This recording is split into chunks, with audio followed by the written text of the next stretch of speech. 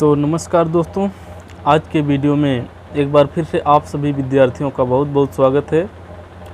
इसके पहले वाले वीडियो में हम लोग कुछ देख चुके थे, किस एग्ज़ाम के लिए पढ़ रहे हैं। यहाँ पर देखिए, यूपी टेट के लिए पढ़ रहे हैं, बीएड एंट्रेंस के लिए पढ़ रहे हैं तथा अन्य परीक्षाओं के लिए जिसमें हिंदी आता है। अभी हार मत मानो, अभी हार मत मानो क्योंकि तुमको बहुत दूर तक जाना है। अभी हार मत मानो क्योंकि तुम्हें बहुत दूर तक जाना है। जो कहते हैं तुम्हारे बस की बात नहीं है, उन्हें भी करके दिखाना है। तकदीर आप ही बनाएंगे। आपका संघर्ष और अच्छी शिक्षा एक ऐसी चाबी है जो आपके बंद भाग्य को आसानी से खोल देगी। ये आगे चलते हैं, इसके आगे अब चलते हैं। चलिए इसके आगे चलें। इतना आप लोग समझ गए होंगे। अगर ध्यानपूर्वक देखेंगे तो आपको बहुत मज़ा आएगा पढ़ने में और आप लोग एकदम बढ़िया से समझ भी जाएंगे, विश्वास है मेरा। इसके आगे चलते हैं। अब देखते हैं हिंदी में स्वर कितने होते हैं। हिंदी में दिख रहा है ना? हाँ, हिंदी में स्वर सही दिख रहा है कि नहीं दिख रहा है? बहुत उतना बढ़िया नहीं दिख रहा है क्या?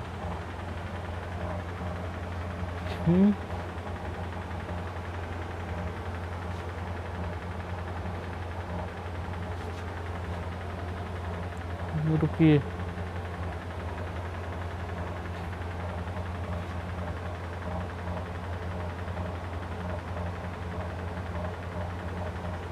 अब सही दिख रहा है। चलिए, हिंदी में स्वरों की संख्या, हिंदी में स्वरों की संख्या कितनी है? तो हिंदी में स्वरों की संख्या 11 है। कौन कौन से? जो अभी हम लोग देखे हैं, अभी जो देखे हैं। और देवनागरी में कितने हैं? देवनागरी या संस्कृत में, हिंदी भी देवनागरी में ही लिखी जाती है, लेकिन अगर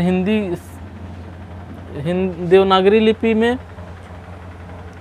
हिंदी लिखी जाती है, लेकिन देवनागरी में स्वर 11 नहीं है, 13 हैं। ठीक है, देवनागरी में 13 स्वर हैं। अगर हिंदी में पूछा जाए तो 11 स्वर हैं। देवनागरी या संस्कृत में भी 13 स्वर हैं। तो दो स्वर कहाँ से आ गए, कहाँ से बढ़ गए? 2 स्वर, 2 स्वर ए हैं। देखिए, एक बड़ी री आ जाती है। ठीक है, बड़ी री एक आ जाती है और एक री, ये 2 स्वर मिल जाते हैं इसमें, तब 13 हो जाते हैं। ठीक है, इसके बाद अगर पूछा जाए हिंदी में शुद्ध स्वरों की संख्या कितनी है? हिंदी में शुद्ध स्वरों की संख्या कितनी है? तो हिंदी में शुद्ध स्वर हैं 10 ही हैं। ठीक है, कहाँ एक कहाँ गया? जब 11 थे तो एक कहाँ चला गया? तो एक कहाँ चला गया देख रहे हैं अभी। देखिए, एक कहाँ चला गया? ये जो री है ना, री का उच्चारण री इस तरह से होता है। री जैसा उच्चारण री का होता है। री ऐसे अगर री बोलेंगे तब शुद्ध होगा, लेकिन री ऐसे बोल देते हैं, री बोलते हैं, ए वाला। तो कहने का मतलब र प्लस ई, ये उच्चारण करते हैं, इसलिए इसको शुद्ध स्वर नहीं मानेंगे। ठीक है, इसको शुद्ध स्वर नहीं मानेंगे। शुद्ध स्वरों की संख्या पूछी जाए तो 10 ही बताना है, री को हटा देना है वहाँ से। ठीक है, तो शुद्ध स्वर 10 हैं। इसके बाद एक स्वर आता है, ए भी देखते होंगे आप लोग कहीं कहीं, इसका भी प्रयोग होता है। तो ये भी स्वर ही है, लेकिन ये हिंदी में तो आया है, लेकिन हिंदी में कहाँ से चला आया? बहक करके। ये बहक करके आया है अंग्रेजी से।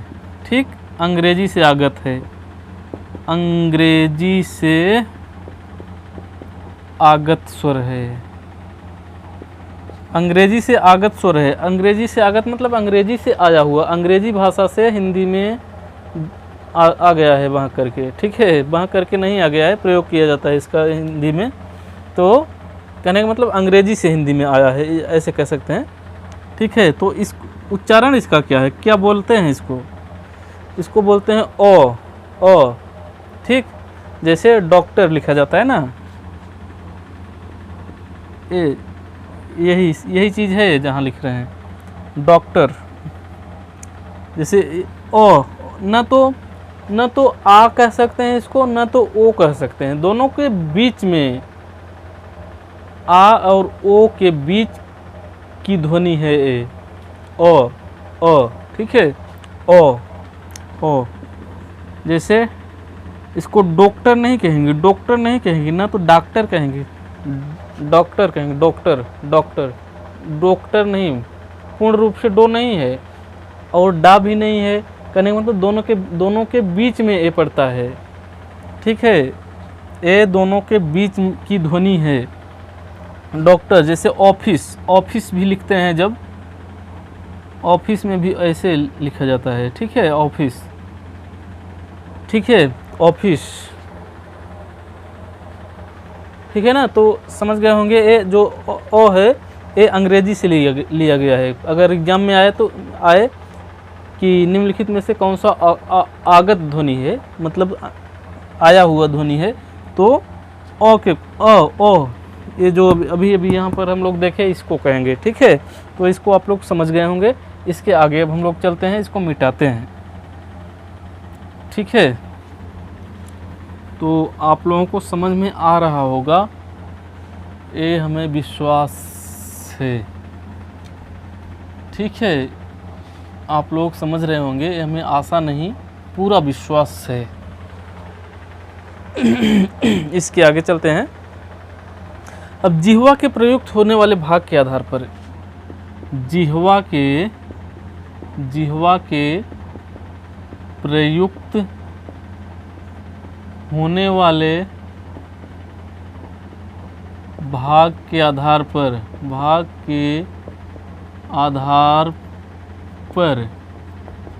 तो जिह्वा के प्रयुक्त होने वाले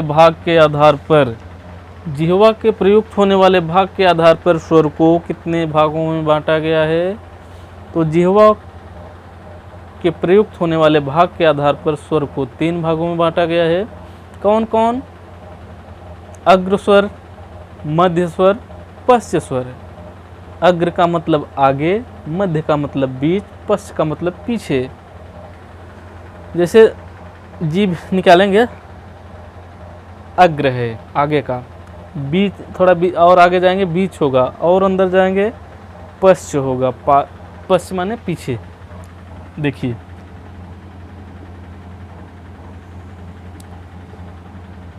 जैसे जिह्वा हो गई हमारी, मान लीजिए यहाँ तक जिह्वा हो गई, तो ये आगे का भाग है, तो इसको अग्र भाग कहेंगे, अग्र। इसको मध्य कहेंगे, बीच है तो मध्य कहेंगे। इसको पश्च भाग कहेंगे, पश्च माने पीछे, मध्य माने बीच, अग्र माने आगे। तो देखिए कौन कौन से कहाँ स्वर, सभी स्वर मतलब कौन किस में आएंगे, कौन अग्र होगा, कौन मध्य होगा, कौन पश्च होगा। तो पश्च को देख लीजिए पहले। पश्च होंगे, पहले मध्य को हम देखेंगे, क्योंकि मध्य में एक ही आता है अ। मध्य हो गया खत्म, मध्य स्वर अ है। इसके बाद पश्च स्वर देखेंगे, आ है, दोनों ऊ है, ऊ ए ओ है और औ है। ए हैं क्या? ये सभी हैं पश्च स्वर। अभी हम ट्रिक बताएंगे, ट्रिक जब बता देंगे तो आप चुटकियों में इसको बता देंगे एग्जाम में। कैसे बता देंगे उसको देख रहे हैं अभी। देखिए, जिसमें 3 जैसी आकृति हो, ऐसी आकृति जिसमें 3 जैसी आकृति रहे ना, वो पश्च स्वर ही रहेंगे। ठीक है, जिसमें 3 जैसी आकृति हो, मतलब 3 जैसी है, यहाँ जो है 3 जैसी आकृति अ में है, उ में है, बड़ा ऊ में है, ओ में है, औ में है। 3 जैसी जिसमें आकृति है सभी पश्च स्वर हैं, लेकिन अ को छोड़ करके। ठीक है, 3 जैसी आकृति वाले, 3 जैसी आकृति वाले वर्ण, लेकिन अ को छोड़कर अ को छोड़कर जिसमें तीन जैसी आकृति दिखे, आप आंख मूंद कर बता देना कि पश्च स्वर हैं। और अ अगर आ जाए तो अ को मध्य स्वर बताना है, क्योंकि अ को छोड़कर हम कह रहे हैं। इसके बाद अग्र स्वर कैसे जानेंगे कौन सा अग्र स्वर है? तो मध्य स्वर अ को निकाल दीजिए और तीन को निकाल दीजिए, तीन वाली आकृति को। जो बचे सभी क्या हो जाएंगे? अग्र स्वर हो जाएंगे। तो कौन कौन से बच रहे हैं देखिए, अ आ ई, हाँ अ आ ई इसमें आ इसमें आ गए, अ यहाँ आ गया, आ यहाँ आ गया, ई यहाँ, ई इसको यहाँ लेंगे क्योंकि ये तीन जैसा नहीं है। छोटी ई, बड़ी ई, ऊ में तीन है, ऊ ए लेंगे इसमें, ए, ठीक है। ओ नहीं लेंगे इसमें, ठीक है ना।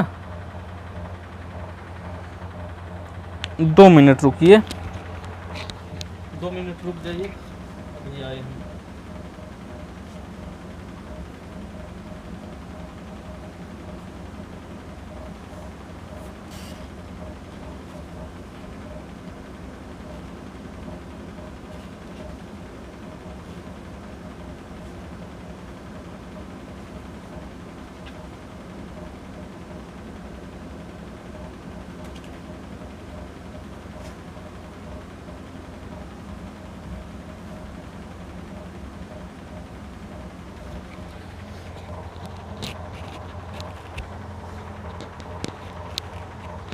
तो चलिए हम आ गए हैं।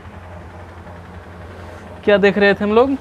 पश्च स्वर हो गया हमारा, जिसमें तीन जैसी आकृति दिखे उसको बता देना कि पश्च स्वर है, लेकिन अ को छोड़ करके, ये ध्यान रखना है, अ को छोड़ करके ही बताना है।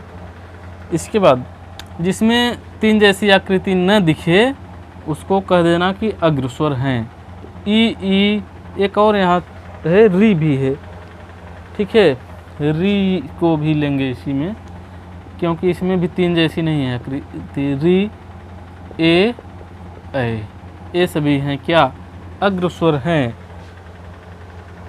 तो ये आप लोग समझ गए होंगे ट्रिक के द्वारा।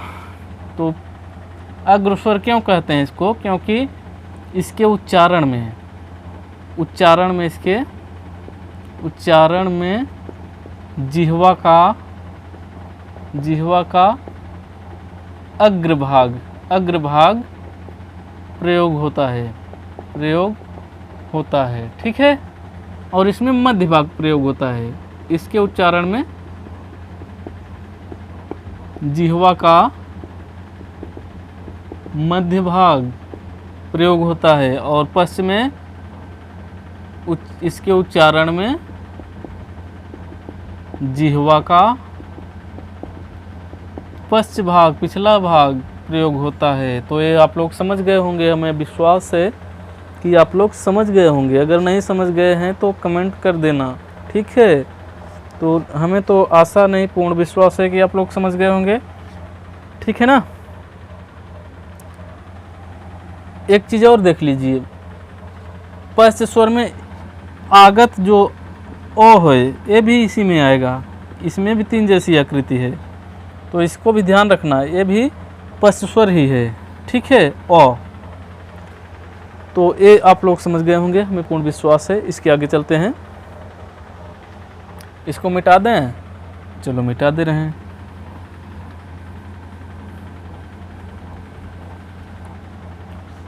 इसके आगे चलते हैं, अब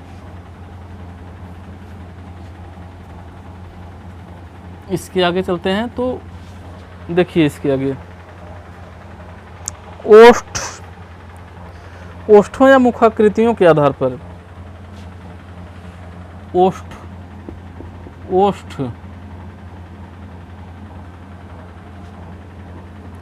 ओष्ठों या मुखाकृतियों, मुखधन आकृति, मुख की आकृति, मुखाकृति मतलब मुख की आकृति।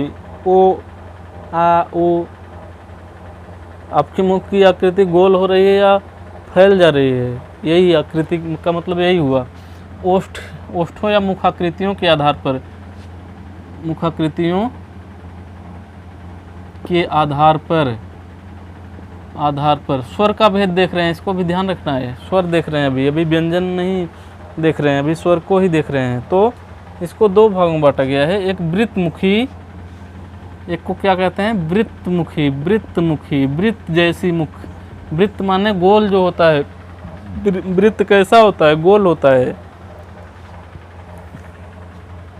और दूसरा अवृत्तमुखी, अवृत्तमुखी जो वृत्त न हो उसको अवृत्त कहते हैं, और वृत्त कहते हैं जो वृत्त गोल हो। तो देखिए कौन वृत्तमुखी है, कौन अवृत्तमुखी है। वृत्तमुखी को वर्तुल भी कहा जा सकता है, वर्तुल। और इसको क्या कहा जाएगा, प्रसृत। प्रसृत, प्रसृत का मतलब होता है फैला हुआ, फैल जाए जब। तो देखिए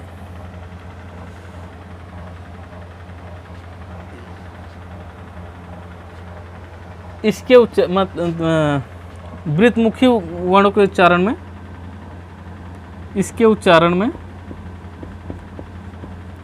उच्चारण में मुख गोल हो जाते हैं, मतलब ओठ गोल, ओठ गोल आकृति में, गोलाकृति कह सकते हैं, गोलाकृति। इसके उच्चारण में ओठ गोलाकृति हो जाते हैं, गोलाकृति हो जाता है, ठीक है। ओठ गोलाकृति हो जाता है, मतलब गोल आकृति हो जाता है। और इसके उच्चारण में क्या हो जाता है, ओठ फैल जाता है।